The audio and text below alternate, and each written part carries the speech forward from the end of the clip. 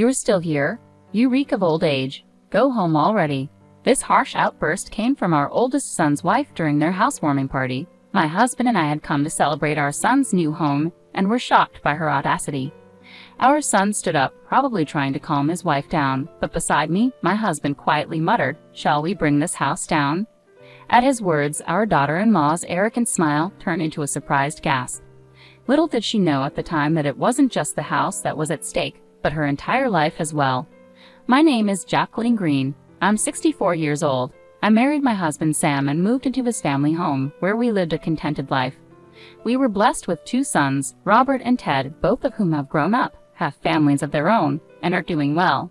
As for Sam and me, all we want is to live out our remaining years in peace and happiness.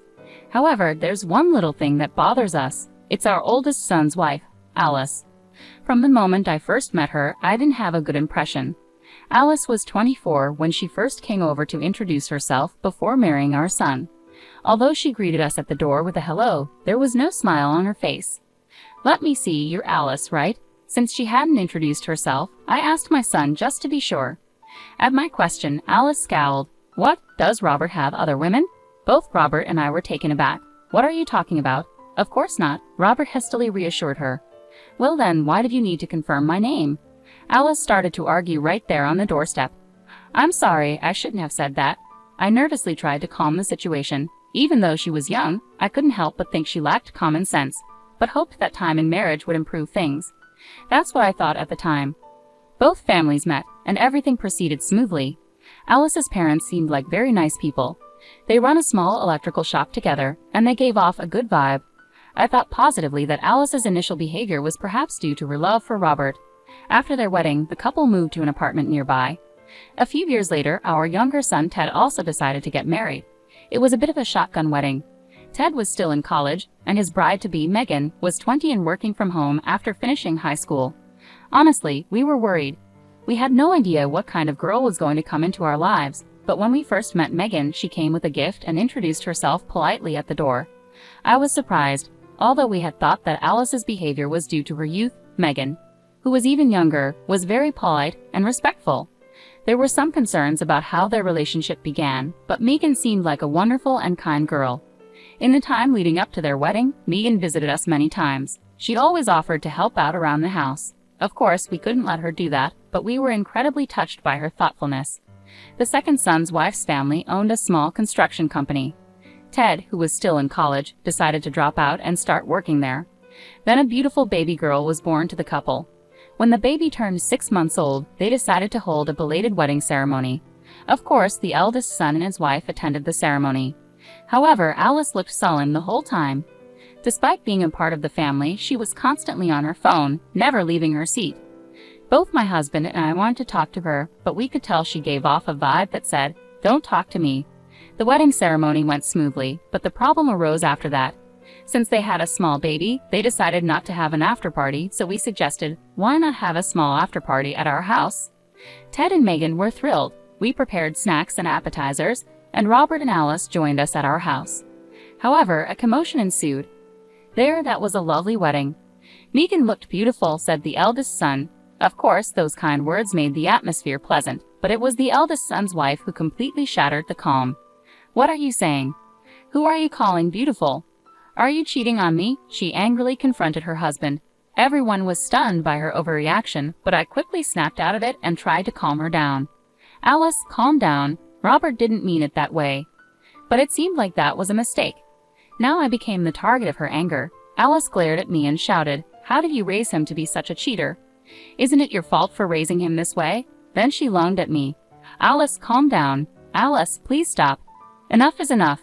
The children and my husband stepped in to restrain Alice. I immediately told Megan to take the baby somewhere safe and asked her to leave the room.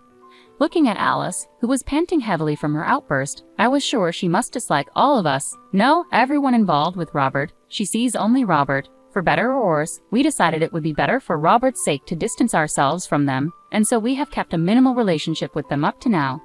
After the incident, I told Robert, "Don't you think it might be better to divorce?" To which she replied, "I have thought about that too," but when I mentioned it, Alice apologized in tears. After receiving words of apology from her, both my husband and I decided to leave the matter to the two of them. Despite the ups and downs, our eldest son and his wife celebrated their 15th wedding anniversary. Since they didn't have children, we didn't have many opportunities to meet with our eldest son and his wife, but we figured it was better to go on without any confrontations causing issues. Both my husband and I thought the same. Then one day, our eldest son contacted us. He said that he had decided to start his own business, focusing on the development of a game he had been working on as a hobby. In other words, our eldest son was going to be the CEO. He said he didn't need a large office to develop his game, but he would hire a few employees and each of them would work from home. Because there would occasionally be a need for meetings, he told us he was planning to build a new house with a small meeting room and his own workspace. My husband and I were very happy to hear that our eldest son was turning his hobby into his career and looking toward the future. A few months later, a mansion was completed. We were invited to the housewarming party along with our second son's family. It had been several years since we last met our eldest son's wife, but she had become a fine adult. I thought there wouldn't be any problems like before. Thinking that, we brought our congratulations and visited our eldest son's home. "Hello, excuse us," I said as I rang the bell. My eldest son came out to greet us. He guided us inside the house, saying, "This is the conference room, this is the workspace, and this is the living area. It's properly locked." He led us to the living room while showing us around the house. "Oh, it's lovely," I said, looking around the room with my husband and the family of our second son following behind, all wearing smiles. A meal was prepared in the living room, but I didn't see my eldest son's wife. "Where is Alice?" I asked my eldest son, but he didn't want to talk about her. In the end, we started eating without her. My husband and second son each gave their housewarming gifts to our eldest son. "You didn't have to do all this," my eldest son said, grateful but accepting the gifts with thanks, acknowledging the celebration. The second son's family had one more child since then, and the older child was already in elementary school while the younger child was still 2 years old. Both of them were excited about the new house. That's when it happened. There was a noise upstairs, followed by the sound of footsteps and someone coming down the stairs. "What? Alice is here," I called out to my eldest son, but he didn't answer. Then, when she entered the living room, she frowned upon seeing us. "Alice, hello, it's been a while," I called out to her, but she was still looking sullen as usual. Then she said to us, "You're still here. You reek of old age. Go home already." Alice's harsh words froze the warm atmosphere in the room. "Hey, Alice, how can you say such a thing?" Robert chastised his wife, but it was clear Alice had no intention of taking his reprimand to heart. "Well, it's the truth, isn't it? Our brand new house is getting ruined because of them. I told you not to invite them over. And what are you, some big shot CEO now? Hanging around with some old codger who keeps working past retirement and people who are so average they had a shotgun wedding after dropping out of college. We live in completely different worlds." I was speechless, and so was my second son's family. Even my grade school grandchild was struck dumb in surprise. I had made various excuses attributing her behavior to her youth or excessive affection for my eldest son. But that was my mistake. Something essential to her humanity is missing. She lacks warmth and kindness towards others. It's not that she loves my eldest son the most. She loves herself above all else and values her status as the wife of a company president more than anything. I was furious. I couldn't stand silent anymore. As I was about to retort, my husband, who had been listening to the argument between my eldest son and his wife, let out a sigh. Usually calm and gentle, he said, "Maybe we should just tear this house down." At my husband's words, my eldest son, second son's family, and I involuntarily looked at him. Nobody could believe that such words had come out of his mouth.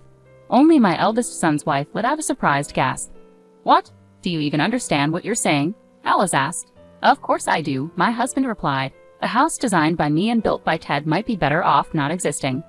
Alice was stunned at my husband's words. "I'm sure you, as the president's wife, wouldn't be satisfied with such a house designed by an old man and built by someone beneath ordinary. Our worlds are different. You should just move out." My husband's calm tone was ironically scary. Knowing this, none of us could interrupt the conversation between him and Alice. "What do you mean?" Alice started to tremble at his words and she glared at my eldest son. Noticing her gaze, my eldest son sighed and said to Alice, "It means exactly what he says. This house was designed by my father, a top architect, and the contractor is Megan's family's firm, with the foreman being Ted. I may hold a title and be a president, but I neither have substantial wealth nor reputation yet. Thanks to my family, I could own such a wonderful house rather among us. I know we are the most ordinary or even beneath ordinary." Alice turned pale at my eldest son's words. She must not have known, but even if she didn't know, didn't she ever wonder? There's no way our eldest son's income and savings alone could have built such an impressive house. My husband didn't even charge for the design work, and there's hardly any profit for our second sons-in-laws who run a construction company. I can't thank enough to our second sons-in-laws who helped us simply because we're family. Yet our eldest son's wife has the audacity to act pompous just because of her husband's status. Who does she think she is, saying that we're less than average? Alice repeated his words as if she couldn't believe them. You could see the despair on her face. Indeed, my husband still works for a company even after his retirement, but that's because the company asked him to stay on as a top-tier architect. Our second son is being groomed as the next boss at his wife's family business. He gets good treatment not just from his coworkers but also from the business partners that his wife's family has had relationships with for years. And even though he's not yet the president, he's working hard for the company. Yet in this group, Alice is at the bottom of the barrel. Our eldest son laughed, looking at his wife, whose face had turned blue as if she was about to cry at any moment. Our second son also started laughing involuntarily, but the atmosphere was anything but pleasant. Our second son's wife quickly picked up on the mood and took their child to a nearby dollar store. She's really good at reading the room and is very considerate. Apologize to Dad and Mom properly if you understand. Our eldest son stopped laughing and yelled at his wife. What? Am I really that bad? You're always on their side. It's only natural for a husband to side with his wife. Alice fought back. Sure, that's right, but it's also a husband's job to point out when his wife is wrong. You're wrong. If you have a complaint, quit being my wife right now, our eldest son replied, truly angry. Seeing her husband so angry, Alice quickly changed her attitude and conspicuously knelt down. I didn't know. You never told me, she said, acting like a tragic heroine. Then, as if intoxicated by her own performance, she turned to my husband and me and began to apologize. I'm really sorry for the rude things I've said. We watched her act with a blank expression, not feeling a shred of sympathy. Her overly dramatic apology didn't touch our hearts at all, and it was too late to apologize anyway. We had no intention of accepting her superficial apology, just like last time. Seeing his wife in this state, our eldest son asked, Dad, Mom, what do you think? Am I terrible? Am I doing something wrong? My husband looked at me, realizing that I had something to say.